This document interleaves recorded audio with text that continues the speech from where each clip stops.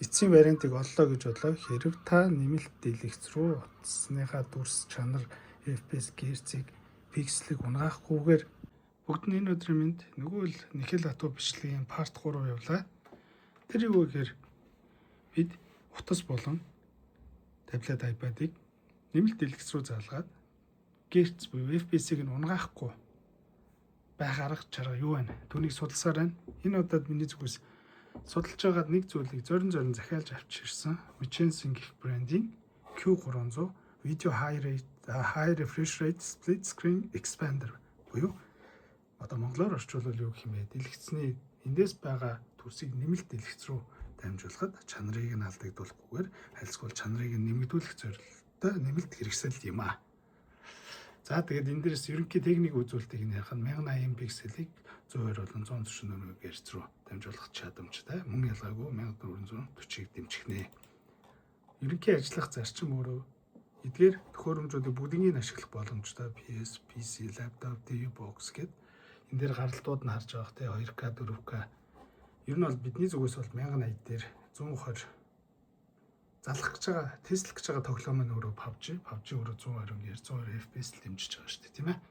Хэрвээ хятад PUBG суулгах юм бол бид нар энэхүү тохиргоон дээрээс 144 Гц-ийг бас асааж болох нэ. За иймэрхүү яг холбогч бол миний өмнө ирсэн байна. Ийм нөхөр байна. Одоо нэг манай зургийг скриншот хийж авч захиалж авдаг хүмүүс маш сайн гэж байгаа. Одоо бид нартай зөвлөл бас гоё барих хэрэгтэй. За энэ нэргээ байсан шүү. Доторх нь бол ерөөсөн юм байна. HDMI in out. Энэ өөрөө гаралт нь энэ дээрээ in буюу оролт нь байна. За function буюу дөрвөн тохиргоотой 5 вольттой энэ өөрийнх нь адаптер дагалдаж байна. Ширээн дээр дэлгэцэнд хөөрөмж байна. C-hub байна. C-hub нь өөрөө тухайн төхөөрөмж дээр HDMI гарал байхгүй учраас нэмэлтээр зарж өгч байгаа. За нөгөө хувиргагч маань харагдчихээн. Адаптер нь HDMI cable. Холболтууд амжилттай болж дүрс дэлгэц рүү дамжлаа. Дэлгэцний мэдээллийг өгөхөө марцсан байна. Энэ бол 27 инчийн 144 Гц дэмждэг Asus байна. Холболт хэрхэн хийгдсэн бэ? Хамгийн ихэнд төхөөрөмж iPad-ын дээрээс хаб залгасан байна. Хабн дээр HDMI гаралтаар Michelin Q300-гийн энэ HDMI in гэх оролтон дээр залгаж өгөөд function-гийн эхнийх нь дээшээ болгосон, гаднаас тог өгсөн. Цаа талдаа out дээр нэг гаралтыг өгсөн. Хүсэх юм бол хоёр дэлгэц рүү салгаалж болно. Энэ зүүн талд нь залгаж өгөөд. За тэгэхээр дэлгэцэн дээр биш үү? Нэг зүйлийг та бүхэн анзаарах ёстой. Тэр юу вэ гэхээр бидний үед залгасан байгаа iPad маань нэр мэдээлэл нь M4 13 инчтэй Ultra Extreme 120 FPS нь орж ирсэн байна. Дэлгэцэн дээр өөрийнх нь FPS counter герцийг нь гаргаад өгсөн байна. Тэр энэ дээр харж байх 120. Бидний өмнөх бичлэгүүдээр дандаа 60-таа яваад байсан тийм 60-аас дээшээ ерөөсөө өндөхгүй байсан. Тэгэхээр бидний зорьсон зүйл амжилттай хэрэгжлээ.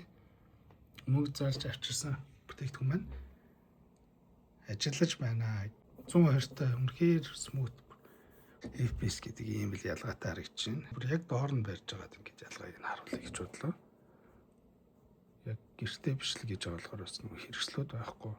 Дууд үрсний чанар жоохон алдагдах гээд байна. Шилжилт бол үнэхээр гоё гоё. Дүрсний чанарын харьцуултыг яг бодитоор нь харуулна.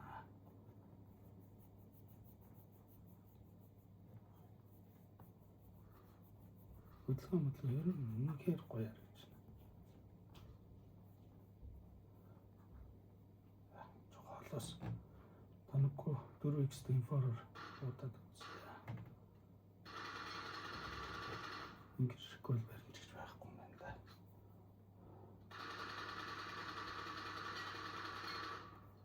Тоноггүй болохоор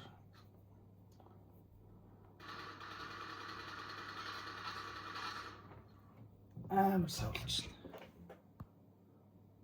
Хэрвээ iPad болон таблетэн дээр нэмэлт холбогч залгаад keyboard маусаар тоглодог бол хабн дээр дата кабель залгаж өгөөд яг иймэрхүү байдлаар тоглох боломжтой байх нэ. Та яагаад энэ цаатлын дэлгэц дүүрхгүй байгааг гайхаж байгаа хэрэг. Энэ юу вэ гэхээр өмнө нь DeX-ээр залгахаар full frame буюу энэ 27 инч бүр бүтэн дүүрчихжсэн. Тэглээгээд чанар нь бас яг өмнө шиг юм өндөр пикселтэй байгаагүй. Хоёрдугаарт capture card болон HDMI гаралтаар шууд залгахаар одоо байгаагаас арай жоохон өргөн болж орж ирж байсан. Энэ Hisense Q300 болохоор ер нь бол яг iPad-ныхаа тухайн төхөөрөмжийнхөө пропорцоор орж ирж байна. Энэний дараа би утсаа залгах, утас залгахаар энэ дээр дүүргэлт нь яаж орж ирэх бас харна. Энэ өөрөө яг үндсэн зарчим нь яаж ажиллаж байна гэхээр тухайн iPad нь үйлдвэрээсээ нөгөө aspect ratio буюу дэлгэцний пропорц 3:4 байгаа. Тэр дэлгэцийг нэмэлт дэлгэц рүү шилжүүлэхэд яг өөрийн үйлдвэрийн өгөгдлөөрөө пикселээ алдахгүйгээр дамжуулж байна л гэсэн үг. Тийм болохоор хүрээний үед ийм жижигвтер босоо өндөр байгаа гэсэн үг. Тэгээд чанарын хувьд бол алдагдaltaгүй. Одоо хамтдаа уцаа залгаж үзье.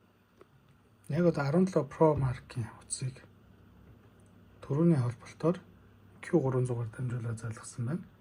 Дэлгэцэн дээр инхүү харагдчихээн 120 FPS.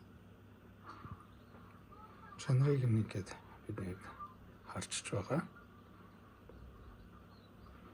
За тэгэхээр түрүү энд яриад байсан миний зүйл юу вэ гэхээр aspect ratio буюу дэлгэцний пропорц iPhone 17-ээр бол 19.5-ыг харьцах нь 9 хэмжээтэй байдаг. Тэрийгээ дагаад дэлгэц рүү дамжиж байгаа дүрс маань өргөн болоод ирж байна. iPad залгахаар энэ хэмжээтэй иймэрхүү орж ирж байсан бол утсан дээр ингэж орж ирж байна. Гэхдээ дэлгэц бол full frame дүүрэхгүй байна. Ямар ч хэлээс олон зүйл туршиж үзснийх эцсийн вариантыг оллоо гэж бодлоо. Хэрв та нэмэлт дэлгэц рүү утасныхаа дүрс чанар, FPS, герцийг, пикселийг унгаахгүйгээр залгая гэвэл заавал нэмэлтээр иймэрхүү видео карт гэнэ экспандер буюу дүрсийг дамжуулагч холбогч хэрэг болох нь байна шүү. Энэхүү бичлэг танин мэдгүй талаас хэрэгтэй байсан болов уу гэж бодож байна. Үргэлж хамт байдаг та бүхэнд баярлалаа.